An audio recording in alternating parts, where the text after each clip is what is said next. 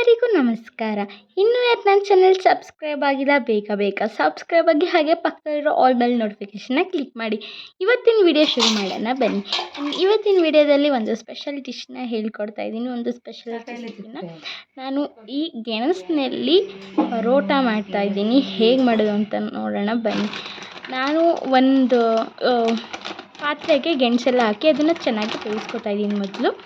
ಅದಾದಮೇಲೆ ಈಗ ಚಪಾತಿ ಹಿಟ್ಟು 1 ಬೌಲು, ಅದೇ ಬೌಲಷ್ಟು ಮೈದಾ ಹಿಟ್ಟು ಹಾಕ್ಕೊಂಡು ಅದಕ್ಕೆ ಸ್ವಲ್ಪ ಉಪ್ಪು ಹಾಕ್ಕೊಂಡು ಹಾಗೆ ಒಂದು ಸ್ವಲ್ಪ ಎಣ್ಣೆನ ಹಾಕ್ಕೊಂಡು ಇದನ್ನು ಚೆನ್ನಾಗಿ ನಾದ್ಕೋಬೇಕಾಗತ್ತೆ. ಒಂದು ಸ್ವಲ್ಪನೇ ಉಪ್ಪು ಹಾಕ್ಕೊಳ್ಳಿ. ಹಾಗೆ ಸ್ವಲ್ಪ ಶುಗರ್ ಕೂಡ ಹಾಕ್ಕೊಂಡಿದ್ದೀನಿ, ಸಕ್ಕರೆ ಕೂಡ ಹಾಕ್ಕೊಂಡಿದ್ದೀನಿ. ಅದನ್ನೆಲ್ಲ ಸೇರಿಸಿ ಚೆನ್ನಾಗಿ ಕಲಿಸ್ಕೋಬೇಕಾಗತ್ತೆ. ಚಪಾತಿ ಹಿಟ್ಟಿನ ಅದಕ್ಕೆ ಸ್ವಲ್ಪನೇ ನೀರು ಹಾಕ್ತಾ ಕಲಿಸ್ಕೊಂಡ್ರೆ ಸಾಕಾಗುತ್ತೆ. ಚೆನ್ನಾಗೆ ನಾದ್ಕೋಬೇಕಾಗತ್ತೆ ಚಪಾತಿ ಹಿಟ್ಟಿನ ಅದಕ್ಕೆ. ನೀವು ಎಷ್ಟು ಚೆನ್ನಾಗಿ ನಾದ್ಕೋತೀರೋ ಚಪಾತಿ ಆಗಲಿ, ಪೂರಿ ಆಗಲಿ ಅಥವಾ ಪರೋಟನೇ ಆಗಲಿ ತುಂಬಾ ಚೆನ್ನಾಗಿ ಬರುತ್ತೆ. ಇದ್ರ ಮೇಲೆ ಸ್ವಲ್ಪ ಎಣ್ಣೆ ಹಾಕಿ ನಾನು ಇದನ್ನು ಒಂದು ಅರ್ಧ ಗಂಟೆಗಳ ಕಾಲ ನೆನೆಯೋದಕ್ಕೆ ಬಿಡ್ತಾಯಿದ್ದೀನಿ. ಈ ರೀತಿ ಆಗಿಬಿಟ್ರೆ ತುಂಬಾ ಚೆನ್ನಾಗಿ ಬರುತ್ತೆ ಪರೋಟ. ಅದಕ್ಕೋಸ್ಕರ ಈಗ ನಾನು ಗೆಣಸನ್ನ ಬೇಯಿಸ್ಕೊಂಡಿದ್ದೀನಿ. ನಾನು ಇಷ್ಟು ಗೆಣಸಷ್ಟೇ ತೊಗೊಂಡಿರೋದು. ಅದನ್ನೆಲ್ಲ ಚೆನ್ನಾಗಿ ಸ್ಮ್ಯಾಶ್ ಮಾಡ್ಕೋಬೇಕಾಗುತ್ತೆ. ಈ ರೀತಿ ಎಲ್ಲ ಹೊಡ್ಕೋಬೇಕಾಗತ್ತೆ. ಆ ನಂತರ ಇದಕ್ಕೆ ಈರುಳ್ಳಿನ ಹಾಕ್ಕೋತಾ ಇದ್ದೀನಿ. ನಾನು ಸ್ವಲ್ಪ ಉಪ್ಪು ಹಾಕ್ಕೋತಾ ಇದ್ದೀನಿ. ಹಾಗೆ 1 ಸ್ಪೂನಷ್ಟು ಅಚ್ಚ ಖಾರದ ಪುಡಿನ ಹಾಕ್ಕೋತಾ ಇದ್ದೀನಿ. ಇದನ್ನೆಲ್ಲ ಚೆನ್ನಾಗಿ ಮಿಕ್ಸ್ ಮಾಡ್ಕೋಬೇಕಾಗುತ್ತೆ. ಮಿಕ್ಸ್ ಮಾಡಿಕೊಂಡು ಇದನ್ನು ಉಂಡೆಗಳ ರೀತಿ ಕಟ್ಕೋಬೇಕಾಗುತ್ತೆ. ಒಂದು ಮೀಡಿಯಮ್ ಸೈಜ್ ಗಾತ್ರಕ್ಕೆ ಉಂಡೆಗಳನ್ನ ಕಟ್ಕೊಳ್ಳಿ. ತುಂಬ ಸಣ್ಣಕ್ಕೂ ಬೇಡ, ತುಂಬ ದಪ್ಪಕ್ಕೂ ಬೇಡ. ಈ ರೀತಿಯಾಗಿ ಉಂಡೆಗಳನ್ನ ಕಟ್ಕೊಂಡ್ರೆ ಸಾಕಾಗತ್ತೆ. ನಾನೀಗ ಇದಕ್ಕೆ ಪರಾಟಾಗೆ ಒಂದು ಗೊಜ್ಜು ರೀತಿ ಮಾಡ್ಕೊಳ್ಳೋಣ, ತರಕಾರಿ ಗೊಜ್ಜು ರೀತಿ ಅಂತೇಳಿ ಮಾಡ್ಕೋತಾ ಇದ್ದೀನಿ. ಅದಕ್ಕೆ ಒಂದು ಪ್ಯಾನ್ ತೊಗೊಂಡಿದ್ದೀನಿ. ಅದಕ್ಕೆ 1 ಸ್ಪೂನಷ್ಟು ಆಯಿಲ್ನ ಹಾಕ್ಕೋತಾ ಇದ್ದೀನಿ ನಾನು. ಅದಕ್ಕೆ ನಾನು 2 ಈರುಳ್ಳಿ ಕಟ್ ಮಾಡಿರೋದನ್ನು ಹಾಕ್ಕೊಂಡು ಹುರ್ಕೋತಾ ಇದ್ದೀನಿ. ಒಂದು ದಪ್ಪ ಈರುಳ್ಳಿ ತೊಗೊಳ್ಳಿ ಅಥವಾ ಮೀಡಿಯಮ್ ಸೈಜ್ದು 2 ಈರುಳ್ಳಿ ತೊಗೊಳ್ಳಿ, ಸಾಕಾಗುತ್ತೆ. ಇದನ್ನೆಲ್ಲ ಚೆನ್ನಾಗಿ ಹುರ್ಕೋಬೇಕಾಗುತ್ತೆ. ಆಮೇಲೆ 1 ಗೆಡ್ಡೆ ಬೆಳ್ಳುಳ್ಳಿ, ಹಾಗೆ ಸ್ವಲ್ಪ ಶುಂಠಿ 1 ಇಂಚಷ್ಟು, ಹಾಗೆ ಒಂದು 6ರಿಂದ 7 ಒಣಮೆಣಸಿನ್ಕಾಯಿ. ಇದನ್ನೆಲ್ಲ ಚೆನ್ನಾಗಿ ಹುರ್ಕೋಬೇಕಾಗತ್ತೆ. ಹಾಗೆ ಚಕ್ಕೆ ಲವಂಗನೂ ಕೂಡ ಹಾಕ್ಕೋತಾ ಇದ್ದೀನಿ. ಇದನ್ನೆಲ್ಲ ನಾನು ಖಾರಕ್ಕೆ ರುಬ್ಕೊಳ್ಳೋದಕ್ಕೆ ಹುರ್ಕೋತಾ ಇದ್ದೀನಿ. ಒಂದು 4 ಲವಂಗ, 1 ಇಂಚಷ್ಟು ಚಕ್ಕೆ, ಹಾಗೆ ಒಂದು ಮರಾಠಿ ಮೊಗ್ಗು, ಸ್ಪೈಸೀಸ್ ಏನೇನು ಹಾಕ್ತೀರ ಅದನ್ನೆಲ್ಲ ಹಾಕಿ, ಅನಾನಸ್ ಹೂವು ಮತ್ತು ಏಲಕ್ಕಿ, ಟೊಮೊಟೊ, ಜೀರಿಗೆ ಇದನ್ನೆಲ್ಲ ಹಾಕ್ಕೊಂಡು ಚೆನ್ನಾಗಿ ಹುರ್ಕೋಬೇಕಾಗುತ್ತೆ. ಇದನ್ನೆಲ್ಲ ಚೆನ್ನಾಗಿ ಒಂದ್ಸಲ ಹುರ್ಕೊಂಡಾದ್ಮೇಲೆ ಆಮೇಲೆ ರುಬ್ಕೋಬೇಕಾಗುತ್ತೆ ಖಾರಕ್ಕೆ. ಅವಾಗ ಟೇಸ್ಟು ತುಂಬಾ ಚೆನ್ನಾಗಿ ಬರುತ್ತೆ. ಇದು ನಾನು ಎಲ್ಲೂ ನೋಡ್ಕೊಂಡು ಮಾಡಿರೋದಲ್ಲ, ನಾನು ಓನ್ ರೆಸಿಪಿನೇ ಮಾಡಿದ್ದು. ಬಟ್ ಟೇಸ್ಟ್ ಅಂತೂ ತುಂಬಾ ಚೆನ್ನಾಗಿ ಬಂತು. ಇದಕ್ಕೆ ಸ್ವಲ್ಪ ಮೆಣಸು ಹಾಕ್ಕೋತಾ ಇದ್ದೀನಿ. ಹಾಗೆ ಜೊತೆಗೆ ನಾನು ಹಾಗೆ ಇದಕ್ಕೆ ರುಬ್ಕೋಬೇಕಾದ್ರೆ ತೆಂಗಿನಕಾಯಿನೂ ಸ್ವಲ್ಪ ಸೇರಿಸ್ಕೋಬೇಕಾಗುತ್ತೆ. ಹಾಗೆ ತೆಂಗಿನಕಾಯಿನೂ ಸೇರಿಸ್ಕೋತಾ ಇದ್ದೀನಿ. ಹಾಗೆ ಇದಕ್ಕೆ ಗೋಡಂಬಿ ಕೂಡ ಹಾಕ್ಕೋತಾ ಇದ್ದೀನಿ. ನಾನು ಗೋಡಂಬಿನ ಮೊದಲೇ ನೆನೆಸಿಟ್ಕೊಂಡಿದ್ದೆ, ಅದನ್ನು ಹಾಕ್ಕೋತಾ ಇದ್ದೀನಿ. ಈಗ ಎಲ್ಲನೂ ಚೆನ್ನಾಗಿ ಹುರ್ಕೊಂಡು ತಣ್ಣಗಾದ್ಮೇಲೆ ರುಬ್ಕೊಂಡು ಇಟ್ಕೊಂಡಿದ್ದೀನಿ.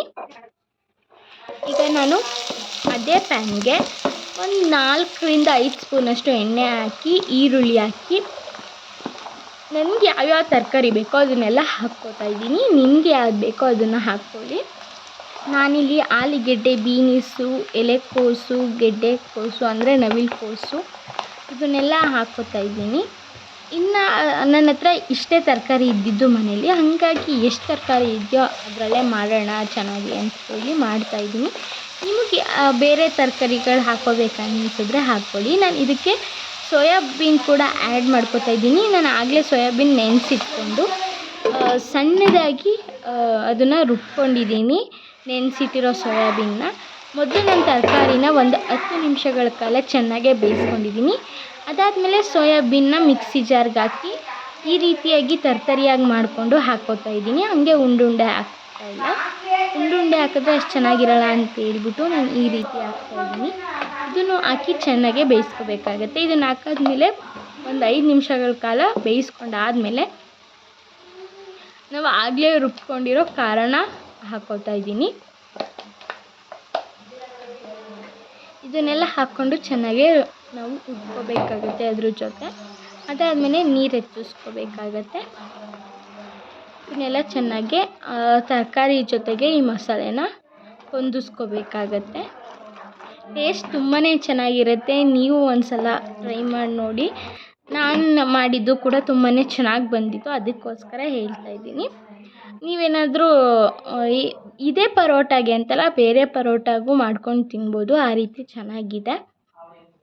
ನಾನಿಲ್ಲಿ ಪರೋಟಾಗೆ ಈಗ ಹಿಟ್ಟು ಏನು ಕಲಸಿಟ್ಕೊಂಡಿದ್ದೆ ಅದನ್ನು ಲಟ್ಟಿಸ್ಕೊತಾ ಇದ್ದೀನಿ.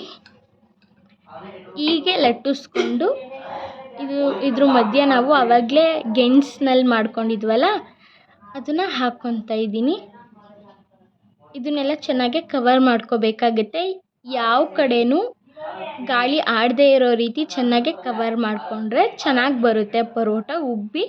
ಹಾಗಾಗಿ ನಾನು ಇದನ್ನೆಲ್ಲ ಯಾವುದೇ ರೀತಿ ಸೈಡಲ್ಲಿ ಓಪನ್ ಆಗದೇ ಇರೋ ಥರ ಚೆನ್ನಾಗಿ ಉಂಡೆನ ಕಟ್ಕೊತಾ ಇದ್ದೀನಿ.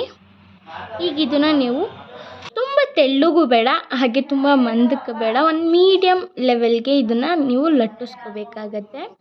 ನೀಟಾಗಿ ಲಟ್ಟಿಸ್ಕೊಳ್ಳಿ. ಹಾಗೆ ನೀಟಾಗಿ ಕವರ್ ಮಾಡ್ಕೊಳ್ಳೋದು ತುಂಬಾ ಮುಖ್ಯ ಆಗುತ್ತೆ ಇಲ್ಲಿ. ನೀಟಾಗಿ ಯಾವ ಕಡೆಯೂ ಕಾಣ್ದಾಗೆ ಇದನ್ನು ಕವರ್ ಮಾಡ್ಕೋಬೇಕಾಗತ್ತೆ. ಈಗ ನಾನು ಲಟ್ಟಿಸ್ಕೊತಾ ಇದ್ದೀನಿ ಈ ರೀತಿಯಾಗಿ ಎಲ್ಲ ಕಡೆಯೂ ಸ್ವಲ್ಪ ಹಿಟ್ಟು ಉದುರಿಸ್ಕೊಂಡು ಲಟ್ಟಿಸ್ಕೋಬೇಕಾಗತ್ತೆ. ನಾನೀಗ ಲಟ್ಟಿಸ್ಕೊಂಡು ಆಗಿದೆ. ಈಗ ಇಲ್ಲಿ ಹಾಕ್ತಾಯಿದ್ದೀನಿ. ಈ ರೀತಿಯಾಗಿ ಲಟ್ಟಿಸ್ಕೊಂಡ್ರೆ ಸಾಕಾಗತ್ತೆ. ಇದ್ರ ಮೇಲೆ ಸ್ವಲ್ಪ ಆಯಿಲ್ ಹಾಕಿ ಎಲ್ಲ ಕಡೆಯೂ ಸವರಬೇಕಾಗತ್ತೆ. ಎಣ್ಣೆನ ಸ್ಪ್ರೆಡ್ ಮಾಡ್ಕೊಳ್ಳಿ. ಎರಡೂ ಸೈಡು ಕೂಡ ಎಣ್ಣೆನ ಹಾಕ್ಕೊಂಡು ಚೆನ್ನಾಗಿ ಬೇಯಿಸ್ಕೊಂಡ್ರೆ ಪರಾಟ ರೆಡಿ ಆಗತ್ತೆ. ಈ ಹೊಸ ರೆಸಿಪಿನ ನಿಮ್ಮ ಮನೇಲೂ ಒಂದು ಸಲ ಟ್ರೈ ಮಾಡ್ತೀರಾ ಅಂತ ನಾನು ಅಂದ್ಕೊಂಡಿದ್ದೀನಿ. ಟ್ರೈ ಮಾಡಿ ಹೇಗಿತ್ತು ಅಂತ ನನಗೆ ಕಮೆಂಟ್ ಮಾಡಿ ತಿಳಿಸಿ. ಟೇಸ್ಟ್ ಅಂತೂ ತುಂಬಾ ಚೆನ್ನಾಗಿ ಬಂದಿತ್ತು. ನನಗಂತೂ ತುಂಬಾ ಪರ್ಸ್ನಲಾಗಿ ತುಂಬಾ ಇಷ್ಟ ಆಯಿತು ಹೊಸ ರೆಸಿಪಿ ಮಾಡಿದ್ರೂ. ನಿಮ್ಮ ಮನೇಲೂ ಒಂದು ಸಲ ಟ್ರೈ ಮಾಡಿ ಹೇಗಿತ್ತು ಅಂತ ನನಗೆ ಕಮೆಂಟ್ ಮಾಡಿ ತಿಳಿಸ್ತೀರಾ ಅಂತ ಅಂದ್ಕೋತೀನಿ. ಇನ್ನೂ ನನ್ನ ಚಾನಲ್ ಸಬ್ಸ್ಕ್ರೈಬ್ ಆಗದೆ ನೋಡ್ತಾ ಇದ್ದೀರಾ, ಬೇಗ ಸಬ್ಸ್ಕ್ರೈಬ್ ಆಗಿ. ಹಾಗೆ ಪಕ್ಕದಲ್ಲಿರೋ ಆಲ್ ಬೆಲ್ ನೋಟಿಫಿಕೇಷನ್ನ ಕ್ಲಿಕ್ ಮಾಡಿ. ಹಾಗೆ ಕೆಳಗಡೆ ಡಿಸ್ಕ್ರಿಪ್ಷನಲ್ಲಿ ಇನ್ಸ್ಟಾಗ್ರಾಮ್ ಅಕೌಂಟ್ ಕೂಡ ಕೊಟ್ಟಿರ್ತೀನಿ, ಅಲ್ಲೂ ಕೂಡ ಫಾಲೋ ಮಾಡಿ, ಸಪೋರ್ಟ್ ಮಾಡಿ. ಈಗ ನನ್ನ ಗೆಣಸಿನ ಪರೋಟ, ಸ್ವೀಟ್ ಪೊಟ್ಯಾಟೊ ಪರೋಟ ರೆಡಿಯಾಗಿದೆ. ಟೇಸ್ಟ್ ಅಂತೂ ತುಂಬಾ ಚೆನ್ನಾಗಿ ಬಂದಿದೆ. ನಾನಂತೂ ಫಸ್ಟು ಬೈಟ್ ತಿನ್ನೋದಕ್ಕೆ ಕಾಯ್ತಾಯಿದ್ದೆ, ಹೇಗಿರುತ್ತೋ ಅಂಥೇಳಿ. ನಾನು ಯಾವತ್ತೂ ತಿಂದಿಲ್ಲದೆ ಇರೋ ರೆಸಿಪಿ ಮಾಡಿದಾಗ ನನಗೆ ಕುತೂಹಲ ಇರುತ್ತೆ, ಹೇಗಿರುತ್ತೆ, ಹೆಂಗೆ ಮಾಡಿದ್ದೀನಿ ಅಂತ ಟೇಸ್ಟ್ ನೋಡೋದಕ್ಕೆ. ಹಾಗಾಗಿ ಫಸ್ಟ್ ಬೈಟ್ ನಾನೇ ತಿನ್ನೋಣ ಅಂಥೇಳಿ ತಿಂದೆ. ಆ್ಯಕ್ಚುಲಿ ತುಂಬಾ ಚೆನ್ನಾಗಿ ಬಂದಿತ್ತು. ಹಂಗಾಗಿ ನಾನು ನಿಮ್ಮ ಹತ್ರ ಈ ರೆಸಿಪಿನ ಶೇರ್ ಮಾಡ್ಕೊತಾ ಇದ್ದೀನಿ. ಗೈಸ್, ನಿಮಗೆಲ್ಲ ಒಂದು ಸ್ಯಾಡ್ ನ್ಯೂಸ್ ಹೇಳ್ಬೇಕು. ಏನಂದರೆ ಫೋನ್ ಸ್ಟ್ಯಾಂಡ್ ಮುರಿದೋಯ್ತು ಗೈಸ್. ಹಂಗಾಗಿ ಸ್ವಲ್ಪ ವಿಡಿಯೋ ಮಾಡೋದಕ್ಕೆ ಅಷ್ಟೊಂದು ಚೆನ್ನಾಗಿ ಬಂದಿಲ್ಲ. ಇದಾದಮೇಲಿಂದ ಮಾಡಿರೋ ವಿಡಿಯೋಗಳು, ಬಟ್ ಪರವಾಗಿಲ್ಲ ಅಂತ ಹೇಳ್ಬೋದು. ನಾನು ಮನೇಲಿ ಯಾವಾಗಲೂ ಯಾವ ರೀತಿ ಮಾಡ್ತೀನಿ ಅಂತ ನಿಮಗೆ ತೋರಿಸ್ತಾ ಇದ್ದೀನಿ. ನಾನು ಯಾವಾಗಲೂ ಈ ರೀತಿ ಪುದೀನ ಮತ್ತು ತುಳಸಿ, ಶುಂಠಿ ಇದನ್ನೆಲ್ಲ ಹಾಕ್ಬಿಟ್ಟು ಮಾಡ್ತೀನಿ. ಅದ್ರ ಜೊತೆಗೆ ಏಲಕ್ಕಿ ಹಾಕಿ ಟೀ ಸೊಪ್ಪನ್ನ ಹಾಕಿ ಚೆನ್ನಾಗಿ ಕುದಿಸಿ ಆಮೇಲೆ ಹಾಲನ್ನ ಹಾಕಿ ಮಳ್ಸಿದ್ರೆ ತುಂಬಾ ಟೇಸ್ಟಿಯಾಗಿರೋ ಟೀ ರೆಡಿ ಆಗುತ್ತೆ. ನಿಮ್ಮ ಮನೇಲೂ ಒಂದ್ಸಲ ಇದೇ ರೀತಿ ಟೀನ ಟ್ರೈ ಮಾಡಿ ನೋಡಿ. ಇದೇ ರೀತಿ ಹೊಸ ರೆಸಿಪಿಯೊಂದಿಗೆ ನಾನು ನಿಮ್ಮೆಲ್ಲರಿಗೂ ಸಿಗ್ತೀನಿ. ಅಲ್ಲಿವರೆಗೂ ಎಲ್ಲರಿಗೂ ಟೇಕ್ ಕೇರ್.